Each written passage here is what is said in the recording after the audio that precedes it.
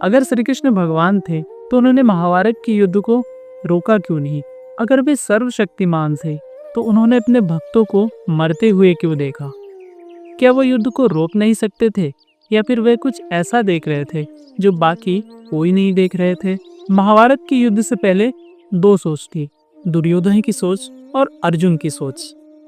दुर्योधन को अपने हर फैसले पर पूरा भरोसा था। उसे लगता था कि वह जो कुछ भी कर रहा है सब सही है और वो जो चाहे वो कर सकता है। उसने पहले से ही तय कर लिया था कि मुझे अधर्म का साथ देना है, क्योंकि उसे सही और गलत से कोई फर्क नहीं पड़ रहा था। उसे सिर्फ जीत चाहिए थी। लेकिन दूसरी तरफ अर्जुन जो उलझे हुए थे, क्या मुझे अपने भाइयों के साथ युद्ध करना चाहिए? क्या यह धर्म है? क्या ये युद्ध सही है या फिर मैं कुछ और भी कर सकता हूँ? उसे सही और गलत का फर्क जानना था, क्योंकि वे अधर्म करना नहीं चाहते थे। यहीं पर श्री कृष्ण ने वो बातें बताई जो हम सभी को सुनना चाहिए। हमें सिर्फ कर्म करने की आज़ादी है, लेकिन उसके परिणाम पहले से ही तय है। अब आप सोचेंगे परिणाम पहले से ही तय है, इसका क्या मतलब? चलो इसे एक एग्जाम्पल से समझते हैं। सोचो अगर आप 4 अलग अलग रास्ते की शुरुआत में खड़े हैं।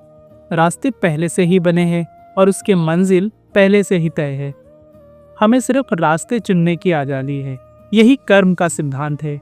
हमें अपने कर्म को चुनने की आज़ादी है, लेकिन उसके परिणाम पहले से ही तय है। जैसे रास्ते अपने मंजिल से जुड़े होते हैं, वैसे हर कर्म अपने परिणाम से पहले से ही जुड़े होते हैं। अब आप सोचो, अगर आप अर्जुन की जगह होते तो क्या करते? अगर आप संघर्ष में होते और आपको सही और गलत का चुनाव करना पड़ता, तो आप क्या करते?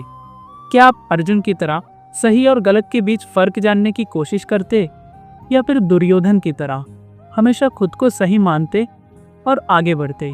लेकिन अगर आप अर्जुन की तरह ठाकुर जी पर विश्वास रखते, अपने हर निर्णय को उनका निर्णय मानते, तो आप गिर सकते हैं, रुक सकते हैं, थोड़ा थक सकते हैं, लेकिन जीवन में कभी हार नहीं सकते। कि जब कोई इंसान ठाकुर जी पर विश्वास कर लेता तो उसकी खाट सिर्फ उसके रुकने तक सीमित रहती, लेकिन जब टिकमारा पर खड़ा होता तो उसकी जीत निश्चित हुई। सो अगर आपने इस वीडियो को यहाँ तक देखा है तो आपके भी मन में एक थॉट, एक विचार आया होगा।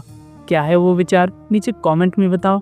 और क्या आपको भी श्री कृष्ण और भगवद गीता से जुड़े हुए ऐसे रियल लाइफ स्टोरीज अच्छे लगते हैं? अगर हाँ तो एक बार प्रोफाइल को चेक करना। मिलते हैं नेक्स्ट पार्ट में भगवद गीता से जुड़े हुए एक और स्टोरी के साथ। तब तक जय श्री कृष्णा।